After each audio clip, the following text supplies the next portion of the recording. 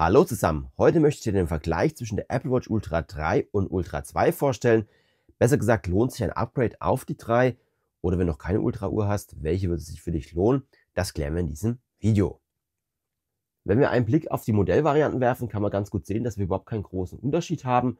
Auf der linken Seite haben wir jetzt hier die Apple Watch Ultra 2, auf der rechten Seite die Apple Watch Ultra 3. Einziger markante Unterschied ist hier das Armband. Wir sehen hier das neue Armband der Ultra 3 und das etwas ältere Armband der Ultra 2. Aber wie gesagt, auf den ersten Blick ist das nicht wirklich erkennbar. Ihr bekommt natürlich auch wieder den Action-Button und die bekannte Krone von Apple ist ebenfalls wieder mit dabei. Beim Gehäuse selber bekommt ihr natürlich auch hier wieder ein Titangehäuse angeboten. Das gibt es in zwei verschiedenen Farben, einmal in Schwarz als dann auch in der normalen Titanfarbe. Und die Größe des Gehäuses liegt auch wieder hier bei 49 mm, also auch da gibt es wirklich keine Unterschiede. Die Wasserdichtigkeit ist sowohl bei der Apple Watch Ultra 3 als auch bei der 2 wieder bis 100 Meter und du kannst natürlich mit den Uhren auch wieder 40 Meter tief tauchen gehen. Ein Update gab es im Bereich des Displays. Die Apple Watch Ultra 2 hatte letztes Jahr kein Update erhalten, was das Display anging, aber die Apple Watch Series 10. Und so war die Apple Watch Series 10 hier das modernste Display und das neueste Display, was Apple anzubieten hat. Das wurde jetzt nun mit der Apple Watch Ultra 3 beseitigt. Besser gesagt, das Display wächst hier von 1,93 Zoll auf 1,96 Zoll. Bei der gleichen Anzahl an Nits, also sowohl die Apple Watch Ultra 2 als auch 3, haben hier eine maximale Helligkeit bis 3000 Nits. Das heißt, man kann es auch sehr gut draußen ablesen. Und auch die Pixeldichte ist von 410 x 502 auf 422 x 514 Pixel angewachsen. Aber auch technisch gibt es dann Änderungen beim Display. Während wir bei der Apple Watch Ultra 2 noch das LPTO-Display der zweiten Generation hatten, bekommen wir nun das Display der dritten Generation bei der Ultra 3. Was heißt das konkret? Das Display kann dann bis zu 1 Hertz herunterregulieren. Im Always-On-Modus macht sich dadurch bemerkbar, dass du zum Beispiel dann im Ruhemodus auch die Sekundenzeiger sehen kannst. Das kann so die Apple Watch Ultra 2 im Ruhemodus nicht. Und beide Modelle werden hier mit einem Saphirglas geschützt. Das heißt also, wenn du irgendwo hängen bleibst, hast du auch nicht direkt einen Kratzer im Display. Die nächste hardwaretechnische Änderung haben wir im Bereich des Prozessors. Die Apple Watch Ultra 2 hat noch den S9-Chip unten drunter, während die Apple Watch Ultra 3 nun den S11-Chip bekommt. Was heißt es aber konkret? Es gibt nicht wirklich große Unterschiede. Sowohl auf der Apple Watch Ultra 2 als auch 3 bekommst du hier Siri Offline angeboten. Es werden dann auch die Doppeltipp-Funktion unterstützt. Und ich hatte auch nie einen Zeitpunkt, wo ich gesagt habe, oh, die Apple Watch Ultra 2 ist jetzt langsam, ich brauche hier einen schnelleren Chip. Wo es sich dann aber bemerkbar machen könnte, ist vielleicht dann in der Zukunft für neue Features, die dann kommen, wie zum Beispiel KI-Feature. Da kann es natürlich irgendwann passieren, dass die Apple Watch Ultra 2 hier kein Upgrade mehr bekommt, aber noch die Apple Watch Ultra 3. Weitere Änderungen haben wir im Bereich des LTE-Chips. Ihr bekommt nämlich mit der Apple Watch Ultra 3 jetzt nun den 5G-Chip angeboten, während die Apple Watch Ultra 2 noch den 4G-Chip hat. Jetzt aber nicht so, dass man sagen würde, okay, da läuft hier Datenströme, man braucht jetzt hier mehr Bandbreite. Das ist eher so eine Konnektivitätssache. Mit 5G hast du nämlich die Möglichkeit, mehr Geräte in einer Zelle zu verbinden, anders als noch bei 4G. Und auch die Latenz ist hier nochmal geringer. Das heißt also, hier ist auf jeden Fall die Sicherheit gegeben, dass du auf jeden Fall eine Verbindung mit deiner Uhr aufbauen kannst. Voraussetzung dafür ist aber, dass natürlich der Mobilvertrag auch 5G unterstützt. Sollte es nicht der Fall sein, wird auch beim 5G-Chip hier auf 4G zurückgegriffen. Eine Sache, die nur die Apple Watch Ultra 3 hat, aber nicht die Ultra 2, ist dann der verwendete Satellitenstandard. Besser gesagt, du kannst dann hier zum Beispiel SOS-Notrufe per Satellit auf deiner Apple Watch Ultra 3 absenden, sofern du jetzt hier kein LTE-Netz hast oder das Handy nicht in der Nähe ist. Und du hast dann auch die Möglichkeit, per Satellit deinen Standort zu senden. Was es leider nicht gibt, ist dann hier die Nachrichtenkommunikation über Satellit. Das ist in Deutschland leider hier nicht freigeschaltet.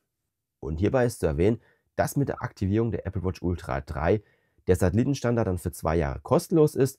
Ab da hält sich Apple dann offen, hier eine Abogebühr zu verlangen. Eine weitere Anpassung gibt es dann im Bereich der Akkutechnologie. Apple gibt ja bei der Apple Watch Ultra 3 eine Akkulaufzeit von bis zu 42 Stunden im normalen Betrieb an oder 72 Stunden im Stromsparmodus. Zum Vergleich, die Apple Watch Ultra 2 hatte noch eine Angabe von 36 Stunden Akkulaufzeit und 60 Stunden hier im Stromsparmodus für den normalen Betrieb. Meine Erfahrung hat gezeigt, dass ich mit der Apple Watch Ultra 2 auf jeden Fall auf knapp 2 Tage hinkomme. So nach 1,5 Tagen muss ich die Uhr aufladen, also so auch wie es Apple dann angegeben hat. Bei der Apple Watch Ultra 3 gehe ich davon aus, dass es aber sich hier ähnlich verhalten wird, weil man dann doch die Ladezeiten hier zu deinem täglichen Rhythmus anpasst. Ich habe zum Vergleich dann auch mal eine längere Aktivität mit der Apple Watch Ultra 2 durchgeführt, war jetzt hier Radfahren Und da kam ich bei der Ultra 2 auf einen Akkuverbrauch von 8,3% pro Stunde. Das entspricht zu einer Laufzeit von knapp 12 Stunden im besten GPS im Always-On-Modus. Bei der Apple Watch Ultra 3 hatte ich einen Verbrauch von 6,97% pro Stunde, auch da im Always-On-Modus im besten GPS. Das war so eine Laufzeit von knapp über 14 Stunden. Und solltest du hier den Always-On-Modus ausschalten, sind auf jeden Fall ja auch längere Laufzeiten möglich. Ich hatte auch zur Apple Watch Ultra 2 mal einen Akku-Extremtest gemacht. Das verlinke ich dir oben, da kannst du mal reinschauen. Da hat die Uhr wirklich sehr gut durchgehalten. Aber das war im Bereich des Akkus noch nicht alles. Mit der Apple Watch Ultra 3 bekommen wir jetzt aber hier auch eine schnellere Lademöglichkeit. Besser gesagt, die Apple Watch Ultra 3 lädt von 0 auf 80% in etwa 45 Minuten, während die Apple Watch Ultra 2 hier noch eine Stunde benötigt. Und wenn du die Apple Watch Ultra 3 hier 15 Minuten auflädst, bekommst du auch bis zu 12 Stunden Akkukapazität wieder heraus.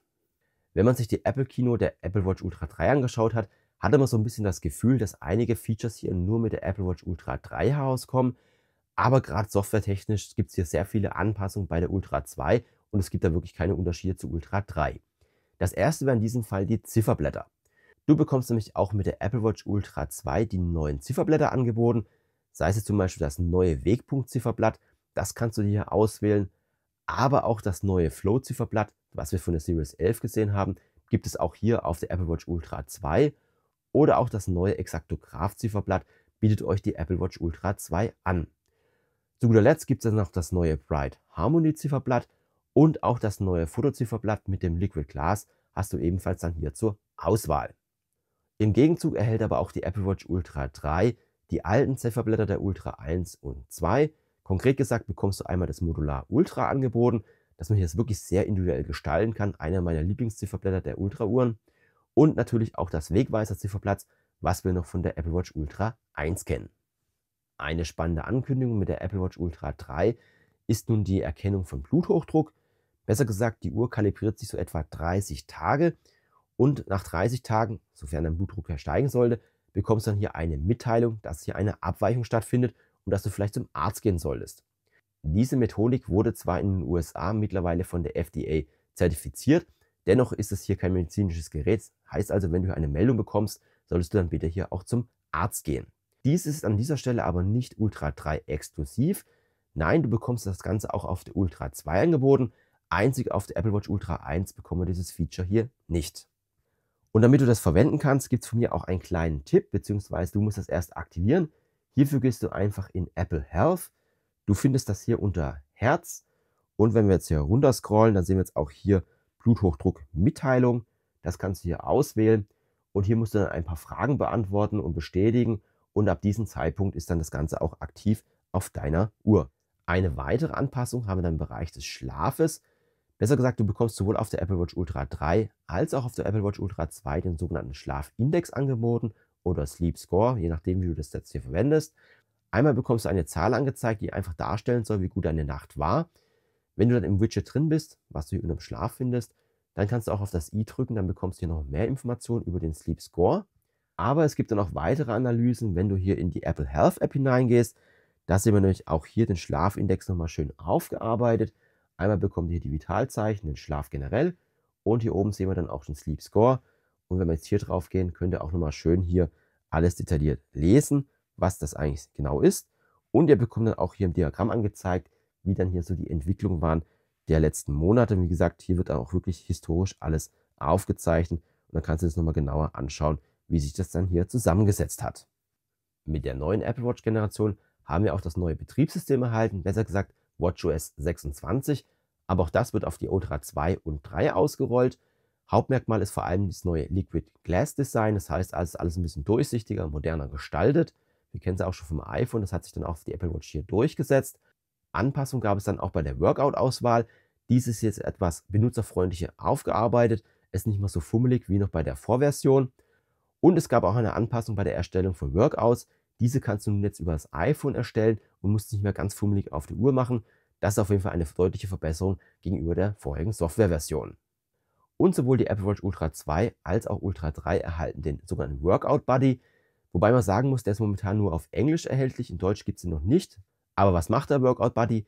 Er soll euch einfach während des Laufes oder Radfahrt oder generell beim Sport motivieren.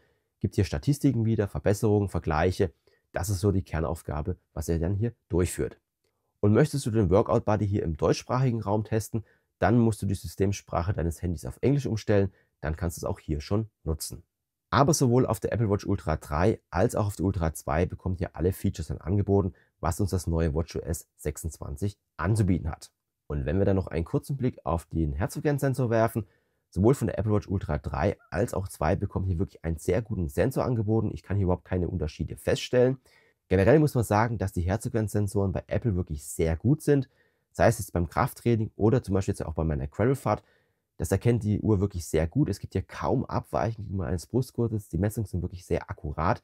Da hat Apple auf jeden Fall einen sehr guten Algorithmus und auch besser als bei manchen anderen Sportuhrenherstellern, bei denen das hier das Kerngeschäft ist. Und weiter interessant ist natürlich dann auch die GPS-Messung. Sowohl die Apple Watch Ultra 3 als auch 2 bieten uns das L1 und L5 GPS-Band an. Aber auch hier ist es so, ich war zum Beispiel im Radfahren unterwegs im Wald. Man kann keinerlei Unterschiede feststellen, ob es die Apple Watch Ultra 2 oder 3 ist. Und ihr bekommt wirklich bei beiden Uhren sehr gute Werte angezeigt. Es gibt überhaupt keine Abweichung, was die Strecke angeht.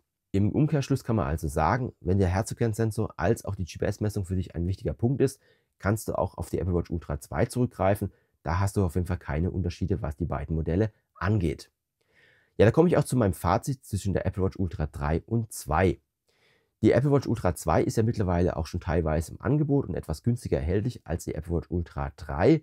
Softwaretechnisch bekommst du auch alles angeboten, was uns die Ultra 3 auch anbietet. Wenn jetzt für dich Satellitentechnik wichtig ist oder auch 5G und vielleicht das etwas größere Display, dann kannst du überlegen, die Apple Watch Ultra 3 zuzulegen. Ein Upgrade von der Ultra 2 auf die Ultra 3 ist dann wirklich fraglich. Also ich persönlich hätte die Uhr jetzt nicht gekauft, wenn ich diesen YouTube-Kanal nicht hätte. Ich wäre bei meiner Apple Watch Ultra 2 geblieben.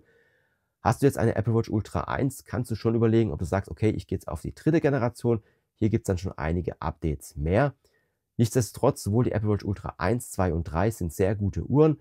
Und wenn für dich Sport im Fokus ist, kannst du alle drei Uhren hier ohne Probleme verwenden. Du kannst auch gerne mal einen Kommentar schreiben, was du von der neuen Apple Watch Ultra 3 hältst. Machst du hier ein Upgrade auf die Ultra 3? Hast du schon eine Ultra? Schreib es doch gerne rein. Ich freue mich auf einen regen Austausch. Wenn du noch mehr zum Thema Apple Watch sehen möchtest, ich habe auch eine Playlist rund um die Apple Watch. Da habe ich auch schon diverse Apps vorgestellt. Kannst du gerne mal reinschauen. Und wenn du neu auf dem Kanal bist, ich habe auch eine Best-of-Playlist meines Kanals. Da kannst du sehen, was hier sonst so alles stattfindet. Wenn dir das Video gefallen hat, lass auch gerne einen Daumen hoch da. Das freut mich den Algorithmus. Ansonsten danke für deine Zeit. Tschüss, bis zum nächsten Mal.